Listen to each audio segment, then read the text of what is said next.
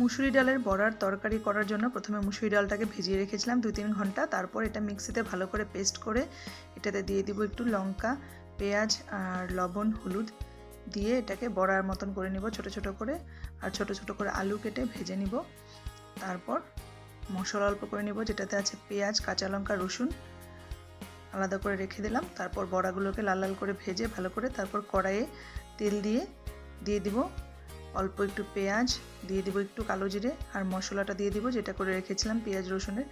দিয়ে মশলাটা যখন ভালো করে কষে যাবে তখন দিয়ে দেবো একটু জিরে ধনে দিয়ে, বাস যখন মশলাটা ভালো করে কষে যাবে তখন একটু জল দিয়ে দিব। দিয়ে তারপর এই ভাজা আলুগুলো আর বড়াগুলোকে দিয়ে ভালো করে অনেকক্ষণ একটু ভালো করে কষিয়ে দিয়ে দিব গরম মশলা আর ঘি।